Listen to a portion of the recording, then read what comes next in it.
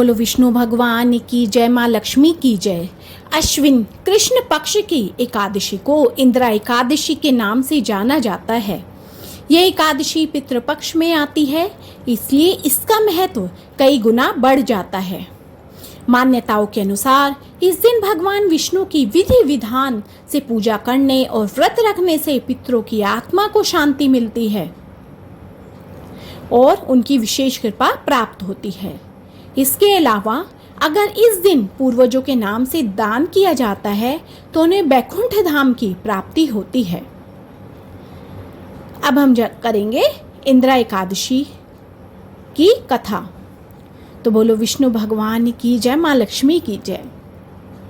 प्राचीन काल में महिष्मती नाम की नगरी में इंद्रसेन नाम का एक प्रतापी राजा राज्य करता था।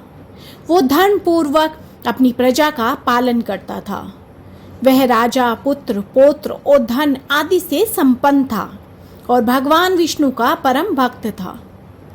एक दिन जब राजा अपनी सभा में बैठे थे तो महर्षि नारद उनकी सभा में आए। राजा उन्हें देखते ही खड़े हो गए और उन्हें विधि पूर्वक आसन व अर्घ्य दिया। बैठकर मुनि ने राजा से पूछा कि हे राजन, आपके सातों अंग कुशल पूर्वक तो हैं? तुम्हारी बुद्धि धर्म में और मन विष्णु भक्ति में तो रहता है। राजा ने कहा, हे महर्षि, आपकी कृपा से मेरे राज्य में सब कुशल है तथा मेरे यहाँ यज्ञ कर्म आदि सुकृत हो रहे हैं। तब ऋषि कहने लगे कि हे राजन, आप आश्चर्य देने वाले मेरे वचनों को सुनो। मैं एक समय यमलोक को गया था। वहाँ श्रद्धापूर्वक यमराज जी से पूजित होकर मैंने धर्मराज की प्रशंसा की। उसी समय यमराज की सभा में महान ज्ञानी और धर्मात्मा तुम्हारे पिता को एकादशी व्रत भंग होने के कारण देखा। उन्होंने संदेश भेजा है जो मैं तुम्हें कहता हूँ। उन्होंने कहा कि पूर्व जन्म में कोई विघ्न हो जाने के कारण मैं यमराज के निकट रह रहा हूँ। इसलिए हे पुत्र, यदि तुम मेरे निमित्त अश्विन कृष्ण इंदिरा एकादशी का व्रत करोगे तो मुझे स्वर्ग की प्राप्ति हो जाएगी। तुरंत राजा ने कहा, हे महर्षि, आप इस व्रत की विधि कृपा कर मुझे बतलाइए। तब नारद जी ने इंदिरा एकादशी व्रत की विधि बताते हुए कहा कि अश्विन माह की कृष्ण पक्ष के दशमी के दिन प्रातःकाल श्रद्धापूर्वक स्नान आदि करके उसके बाद दोपहर के समय नदी आदि में जाकर स्नान करें। फिर श्रद्धापूर्वक अपने पितरों का श्राद्ध करें और इस दिन भोजन एक बार ग्रहण करें। फिर अगले दिन प्रातःकाल होने पर एकादशी के दिन दातुन आदि करके स्नान करें और प्रतिज्ञा करें कि मैं आज संपूर्ण भोगों को त्याग कर निराहार एकादशी का व्रत करूंगा। हे अच्युत, हे पुंडरीकाक्ष, मैं आपके शरण में हूँ, आप मेरी रक्षा कीजिए। इस तरह से नियम पूर्वक शालिग्राम की पूजा करें और विधि पूर्वक श्राद्ध करके योग्य ब्राह्मणों को भोजन कराएं और दक्षिणा दें। फिर धूप दीप गंध पुष्प नैवेद्य आदि सामग्री से ऋषिकेश भगवान की पूजा करें। रात में जागरण करें।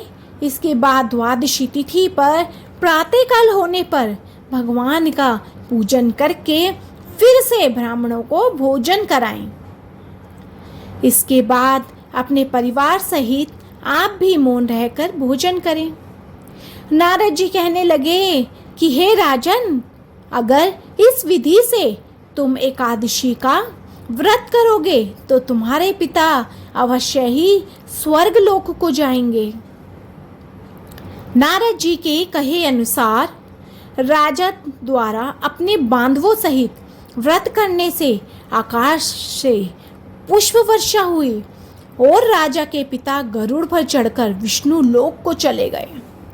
राजा इंद्रसेन भी एकादशी के व्रत के प्रभाव से अंत में अपने पुत्र को सिंहासन पर बिठाकर स्वर्ग लोक को चला गया। तो इस तरह इंदिरा एकादशी का व्रत करने से हम अपने पितरों की आत्मा को शांति दिला सकते हैं, उन्हें मोक्ष दिला सकते हैं और खुद भी मोक्ष की प्राप्ति कर सकते हैं। तो बोलो विष्णु भगवान की जय, माँ लक्ष्मी की जय।